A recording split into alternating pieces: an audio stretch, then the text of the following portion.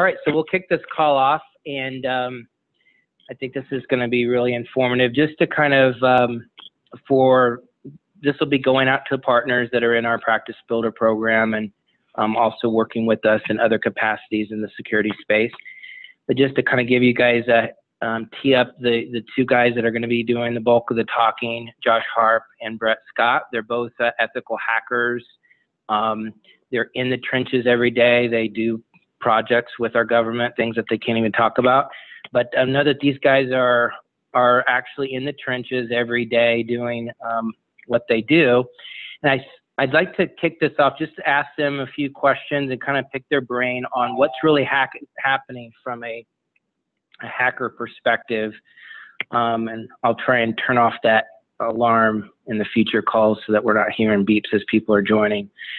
But just to start this off, we hear about IoT devices it's becoming more and more prevalent, that companies are leveraging them, and there's all kinds of different devices that falls into this. And one of the things that people have asked me is, so let's say there's a simple sensor on a refrigerator and it's sending data back to some server, and that information, we hear that, you can hack into something like that and be able to gain access to a network, but this is like not a real smart sensor. So talk to me about how a hacker would get into something like that and what damage can actually be done and how they use that as a point of entry to get into a network, just to kind of kick this off.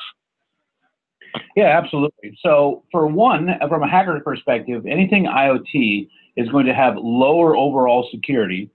And the extra bonus of that is nobody's watching the wire for those IoT devices, which means I can compromise it, set up shop, build a school, pass my children through college, hand it off to other hackers. No one's ever going to know that I'm there. And because I'm on your network, I have a lot of things that are now available to me. So first off, immediately, I now have what's called a bouncer. So I can take your IoT device and I can have it start bouncing requests that I make. So if I want to attack somebody, I can do it by proxying through your refrigerator. So your refrigerator doesn't have to do a lot of sophistication. It doesn't have to have a lot of capability, but it can route packets. So I can say, hey, refrigerator, when I make a request, I want you to send that request over to my target.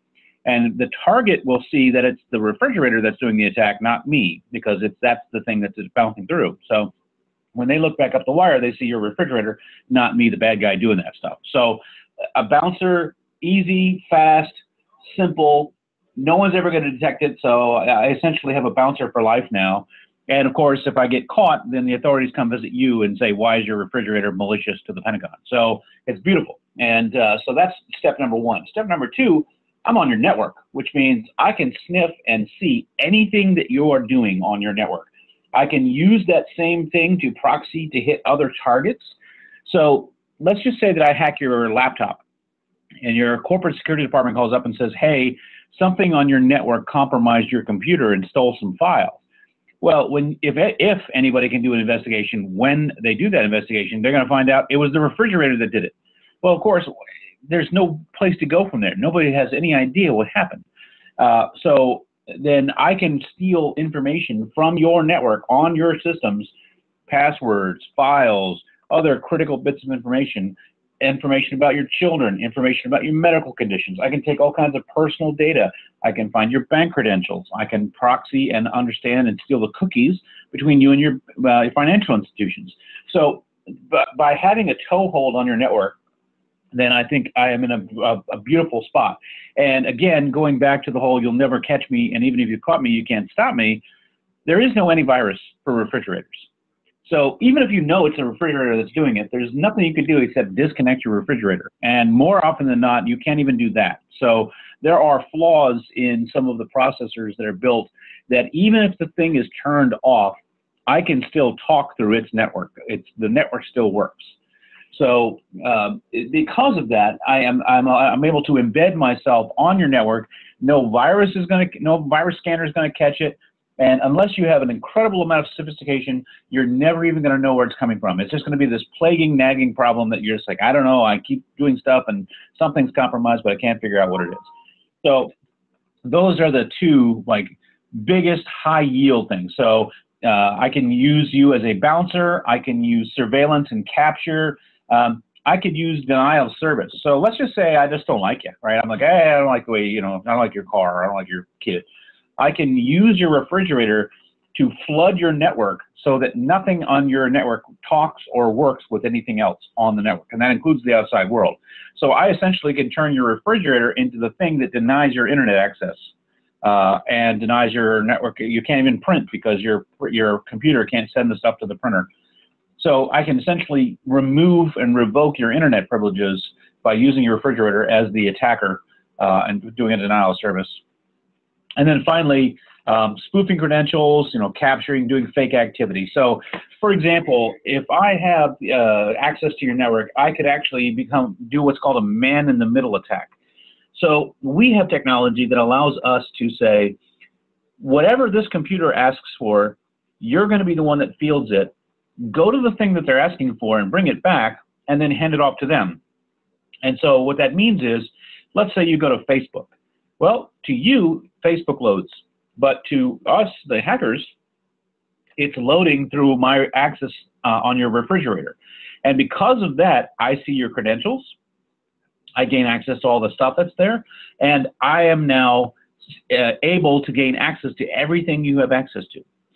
And all I have to do is place myself in the middle of your network traffic. And of course, once I have a toehold, and even a toehold you can't take off, you can't remove my badness, then I have a perfect spot to attack you. So imagine then, that's just talking about one device on your network. What if I use that same thought pattern to compromise every device on your network, right?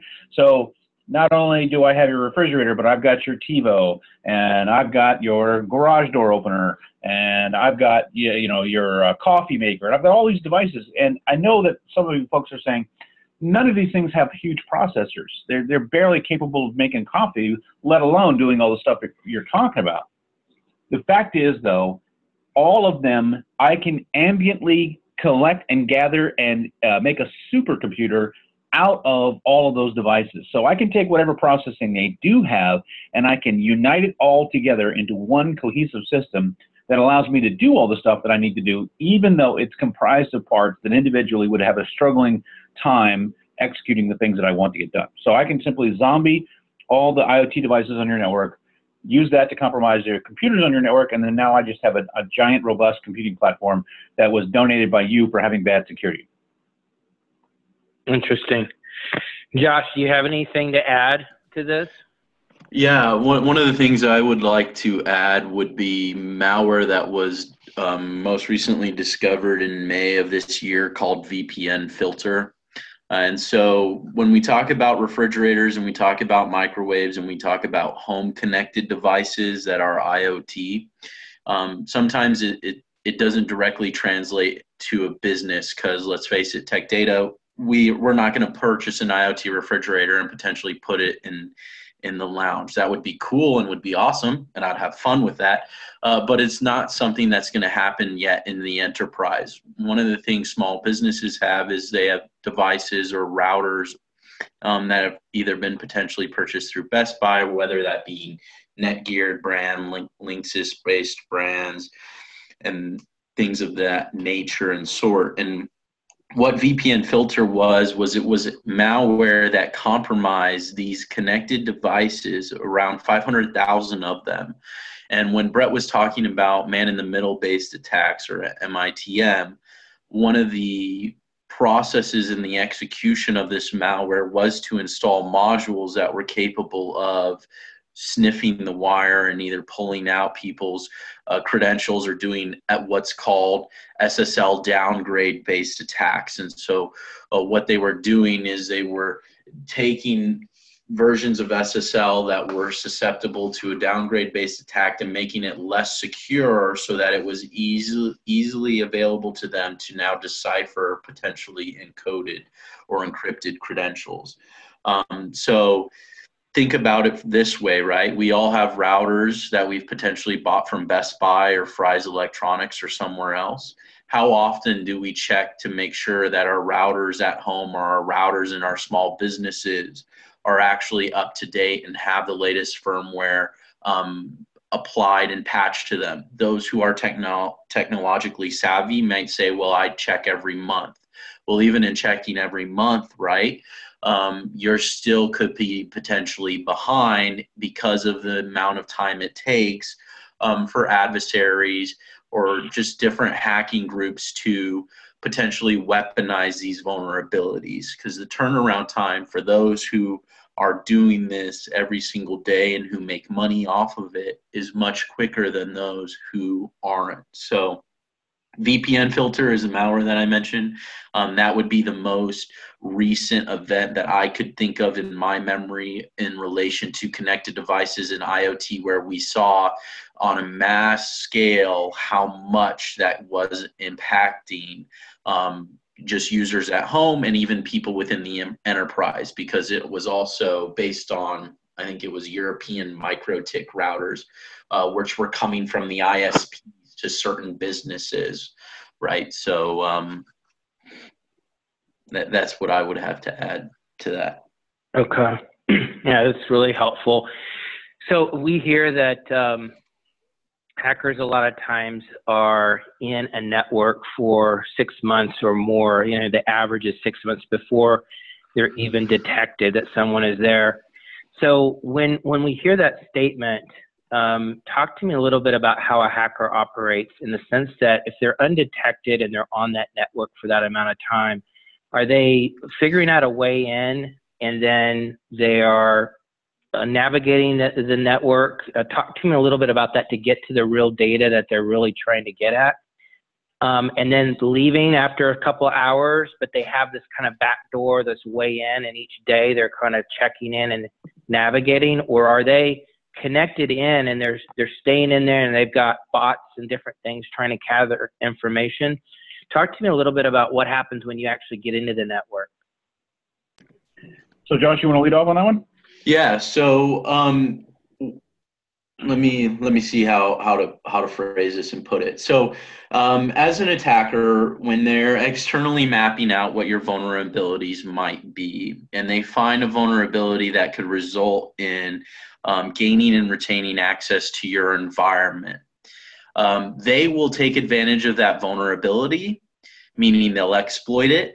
Then after it's been exploited, they'll do exactly what Jade mentioned. They'll either establish some sort of backdoor for themselves so they can gain access again, and then they'll patch the vulnerability that they exploited. Now, you might say, okay, well, patching, that's part of Blue Team, or that's a defender's responsibility, or what they should be doing. But think of it this way, right? It's like many different fractions within foreign countries, or just different people and how they fight or go about the way they do it. If you compromise X amount of systems and you use a low or high level based vulnerability to gain access to that, why would you want to leave that open for then someone else to? Because now you as the attacker could be potentially trying to defend your own assets that aren't yours, right? Against other attackers now trying to use it for their own nefarious means and their own purposes. So in most situations, an attacker isn't going to create a lot of noise, right? When a thief breaks in during the night, they try and jimmy the window, or they try and open the back sliding door, or they try and make as least amount of noise as possible when they first get in. You don't know, if we take it into the physical world and we say a burglar, you know, we have what you call smash and grab, right? Which are dumb criminals who just smash the windows, grab whatever they can, and then they leave. And they eventually get caught. But the guys who don't typically get caught are methodical about the way they go about it. They don't break into your house, grab all your pots and pans, and start banging around trying to trigger all these things that could say to you, who may be sleeping or in the other room, hey, someone's broken into my house. Think about it in the cyber world as well. If an adversary gains access to an internal server that's externally accessible, one of the things they may potentially do is sit on that server for a while, monitoring your own wire to understand, okay, based upon how the devices are communicating with each other and what protocols they're using. Where could I pivot to next? If it's a Windows server, and this can get very low level into the methods, but they're in Windows environments, on every computer, there's what's called a SAM database. And those SAM databases contain credentials of who administrators are or people who have recently logged in and what they've potentially done. So if they sit on that box and they gather as much information as possible, they can methodically plan out where they want to go to next.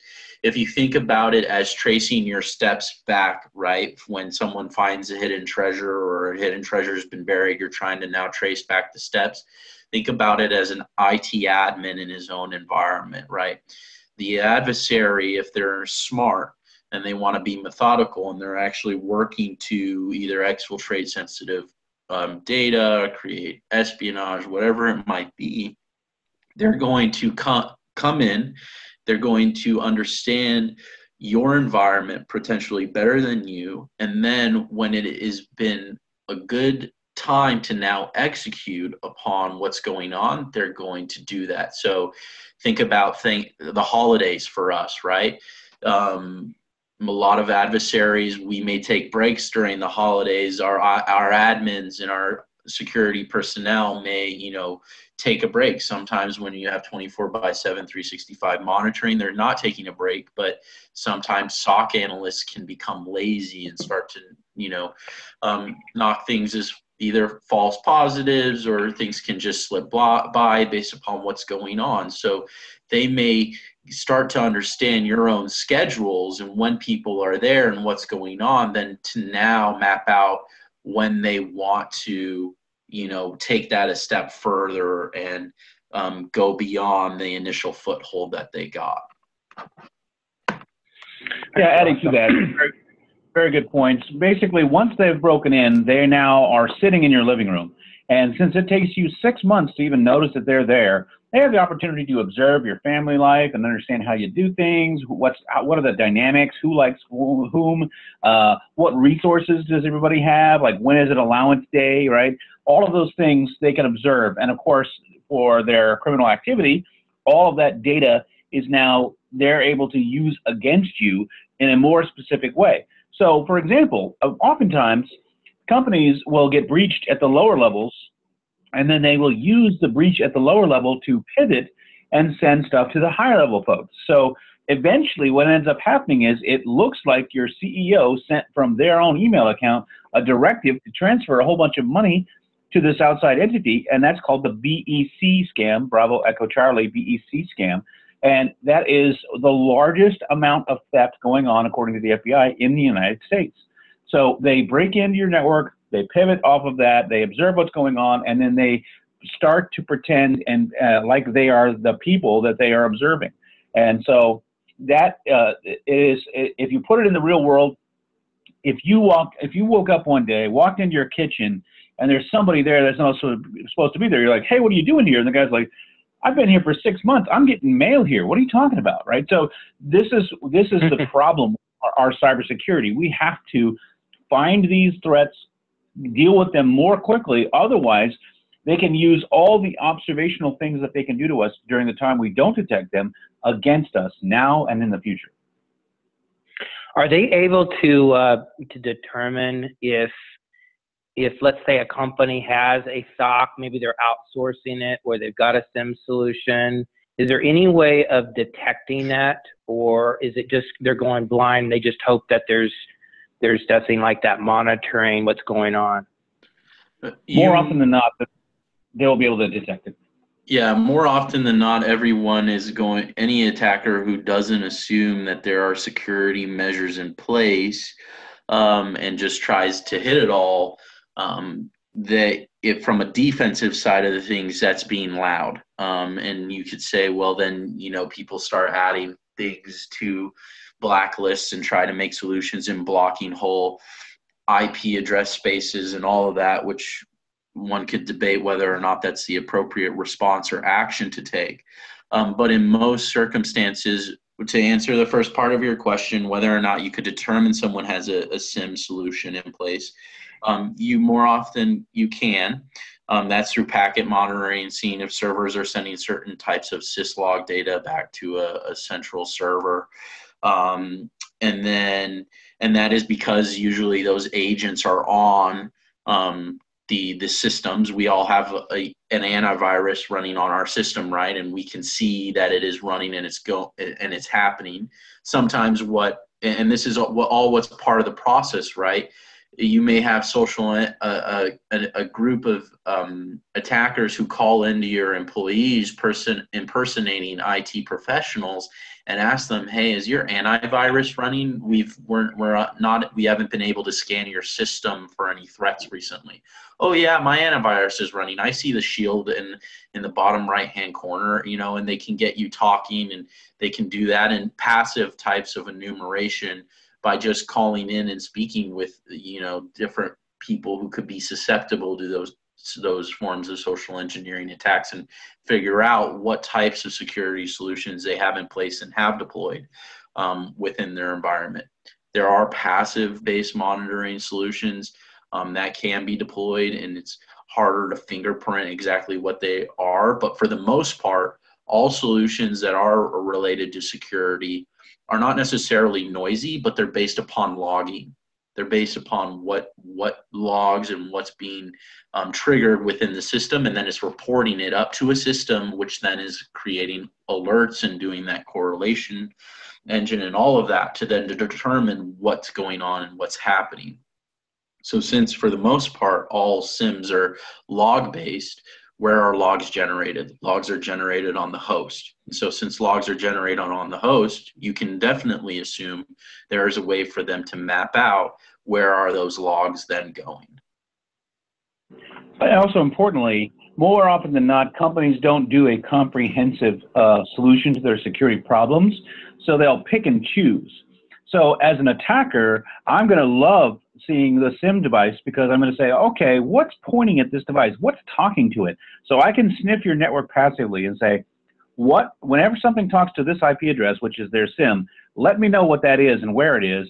And that means that is an important asset that the company has recognized as being valuable. So I don't even have to be good at my job. I can just see what the company said should be monitored and what should be done. And I can just simply use that information to say, okay, these are the things I want to take from this company because they're telling me by reporting to their SIM, this is what's important. Now, how you counter that? Watch more stuff. Watch all the stuff, in which case now I don't know what to prioritize. Gotcha. So it sounds like because they are able to determine if there's a SIM, is that much of a deterrent for them if they're able to I'm just wondering if just the fact that you've put that in place and not a ton of companies have that, obviously there's a big need for companies to make this move into monitoring their systems. But I'm just wondering if it is much of a deterrent, or do they just figure out a different way around it and get to the information that they need? Or do they just jump out?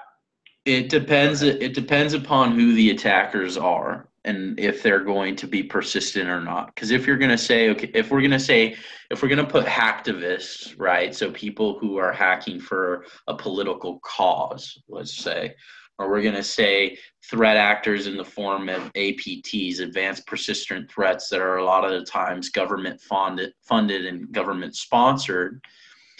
Let's take, for example, the latest social engineering attacks that were going on within the United States against the DoD, I think it was. They were impersonation-based attacks. In most circumstances and in most situations, our Department of Defense has great training. They do social engineering training. They probably have great security solutions deployed. They're probably, hopefully, monitoring all the things. And in doing so, you still have adversaries who are going to go after them. And you're still going to have people who are persistent that go after it. And why is that? That could be potentially because they have nothing to lose. But if you talk in the category of hacktivists, of people who are just, potentially in their own offices or in the favorite buzzwords are, quote, mother's basement, who just want to hack for a political cause, they may be more concerned because they don't have all the resources or maybe their operational security isn't so good, or whatever factors it might be, that they may say, okay, these guys are actually good at security and have security solutions in place, and I'm not going to attack them. But again, it depends upon multiple factors aside from, do they just have security in place? You're also talking about the aspects of who the attacking group is, and whether they're going to be persistent, whether they care, or they just want to go for it and see what happens. Okay. And don't forget, they got 6 months to observe. So it's because they're never going to get caught. They have 6 months to decide how and when and what to do. Yeah. And to make that real for you, I'll take you to a circumstance that happened a couple of years back, where a group of hacktivists hacked into a security company, and that security company was providing services to, you know, Homeland Security, FBI, people within the federal government. Those hacktivists, at the end of the day, did get caught and got put in prison, but some got away. Right, so it all depends upon a whole variant of factors outside of just is us deploying security solutions in our environment going to deter attackers?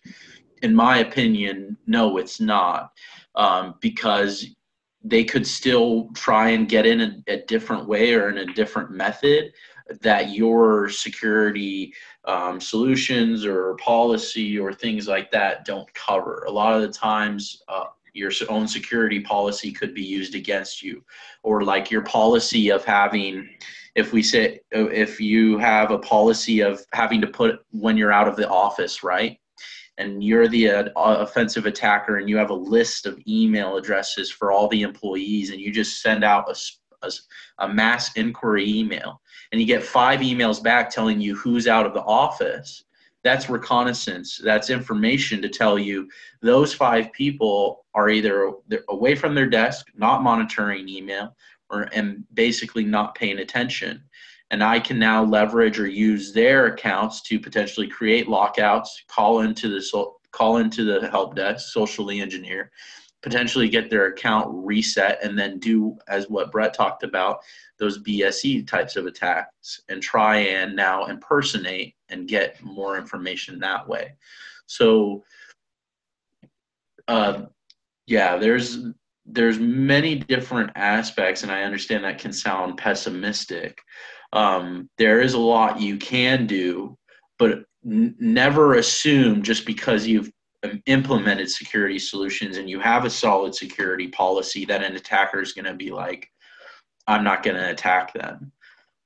There's going to be, you're going to have those who say, okay, we're not going to, but you're going to have others who say, you know what, I'm still going to press on and proceed and try and gain access. Yeah, makes sense. Brett, any final comment to wrap up this call on what we're talking about?